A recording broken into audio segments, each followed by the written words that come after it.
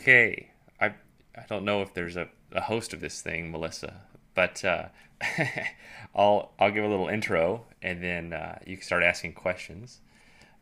So this is Melissa Hudson with me, is that right? And um, I know you're going to be interviewing me, but let me ask you questions first, just so people know who you are. Um, you are a student.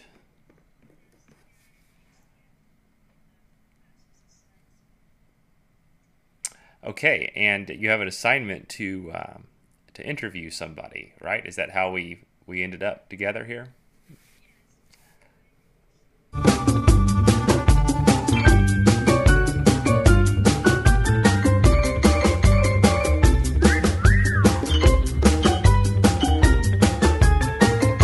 Okay.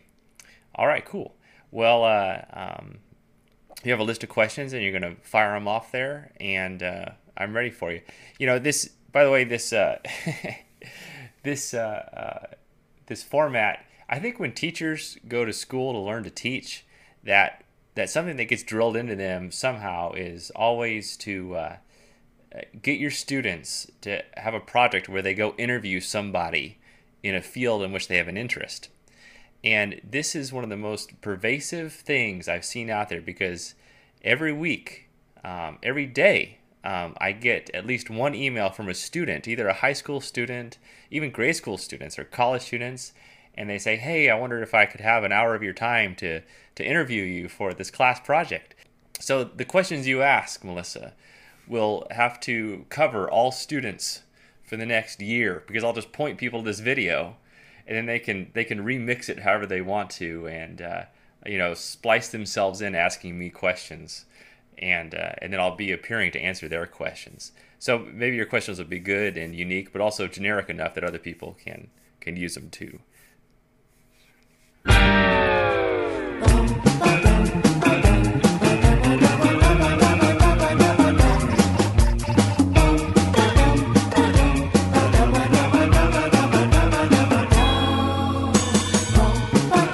Okay.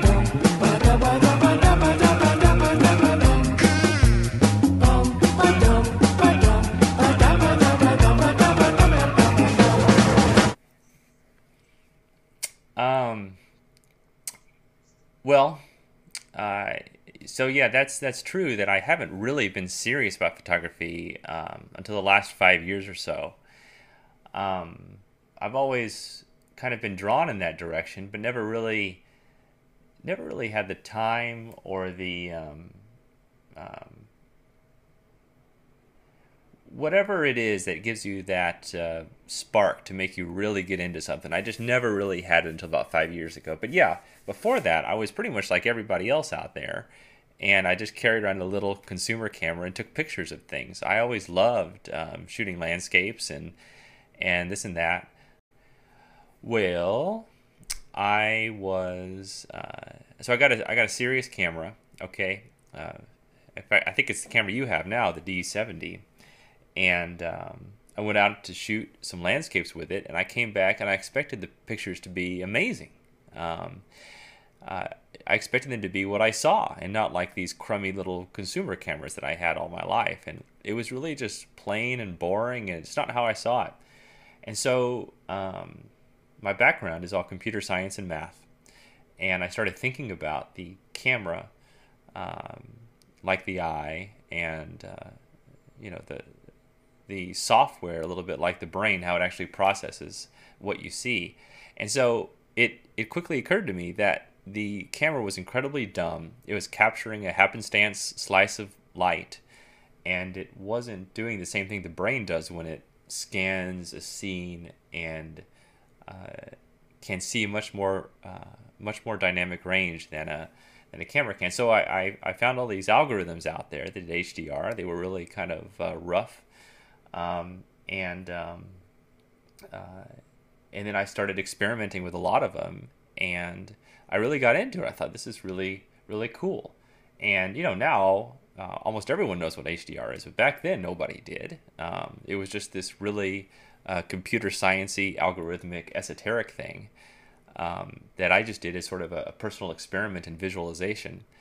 and I enjoyed it so much that I just kept it going for a long time. I did it for years before anybody noticed. I didn't do it so people would notice. I did it for myself.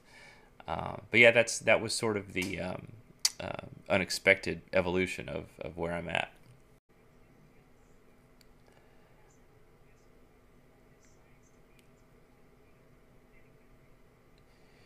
Well, no, I'm happy I came to it exactly when I did.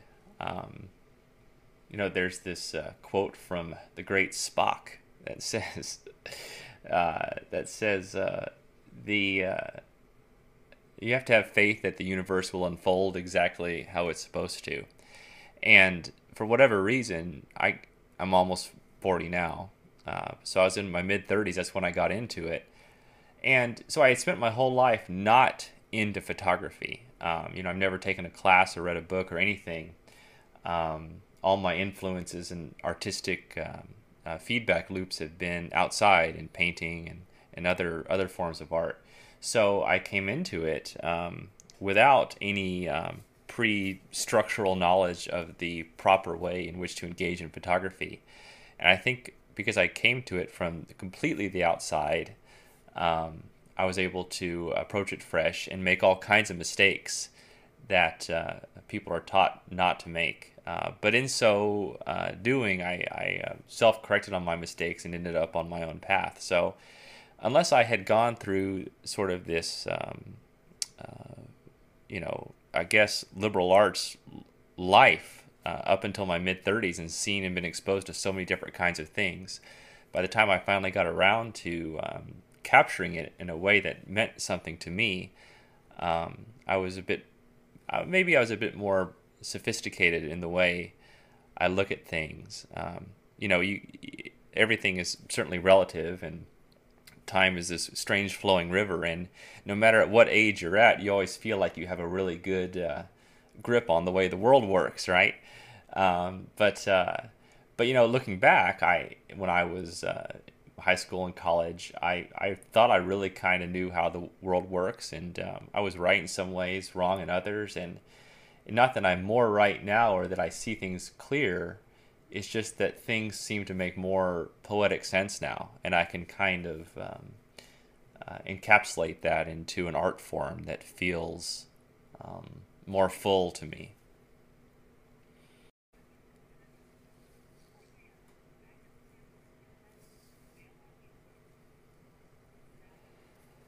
Yeah, I carry backups because sometimes I'm gone for months, weeks or months, and you can't always get a new camera.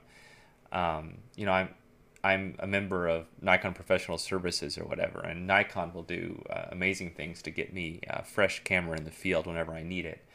But I don't always want to wait on that or lean on that. So I carry around a Nikon D3X as my main camera. Then I also carry around a D3S as my backup camera, just in case something goes horribly wrong with the first one.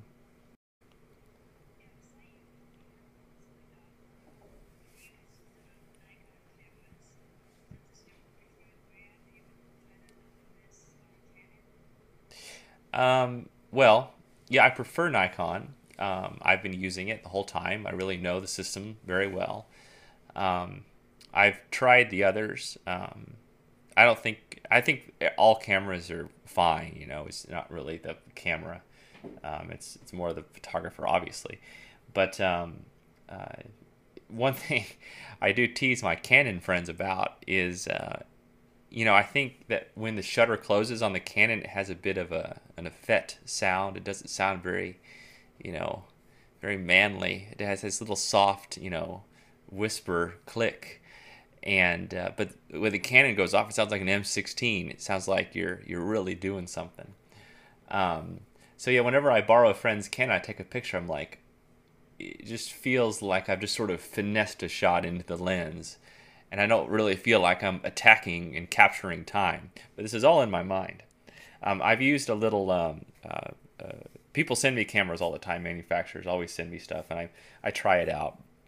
I only write reviews on the website of what I actually use because I don't want to waste people's time with thousands of reviews. But Olympus did send me a little micro four thirds camera that I took to Burning Man, and since it was I mean, this is a bad thing to say maybe, but since it was a free camera, I decided to use that at Burning Man because, if you take out your real camera, it gets really dusty and dirty and get ruined. So I decided to use this freebie camera, which is actually incredibly nice. It's my first micro four thirds, and I've been publishing a lot of shots. I got some good HDR shots from the single raws out of that thing. So anyway, all cameras are all these top end cameras are pretty good. I prefer Nikon.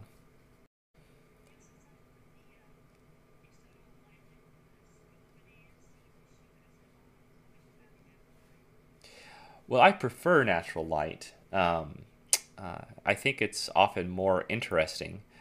Also, it doesn't really require a lot of extra work because you can. I've I do modeling shots sometimes, and I have big formal lights and backdrops and a studio and this sort of thing. Um, uh, and there's a nice science to it all. Setting up the lights and the fall offs and the types of reflectors, and you can really kind of scientifically plan out a shot, and then you can take the shot, and if you're lucky and have the right kind of vision in it, it comes out also artistic. But also,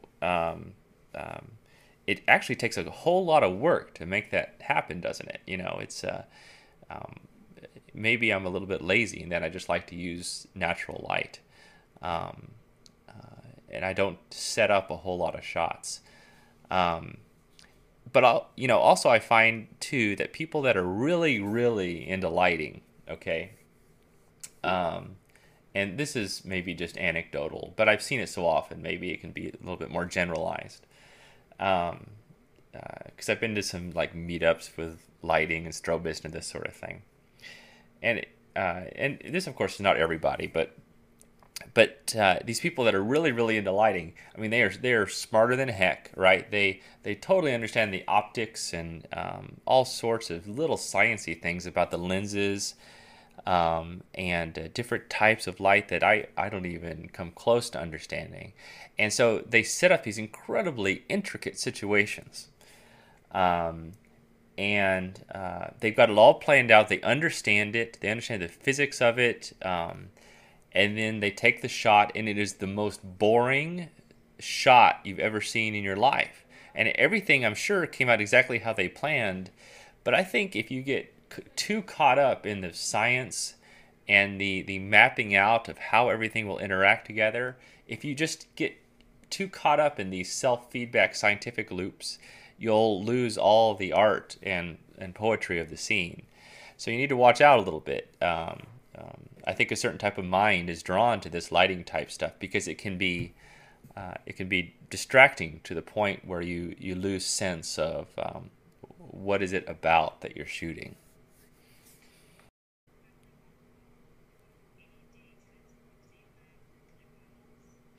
Well, I started the gaming company a few years ago, and I ran it until we got up to about 15 or 20 employees. And then once it got bigger than that, we put another CEO in charge, and I stepped back as sort of the creator, and I was on the board of directors. So really, for the last year and a half, I don't even go in. I am sort of my own guy here, doing stuck in customs, and I'm still on the board of directors of that and a few other companies that I've started. Um, but that's not the kind of thing where I have to go into an office.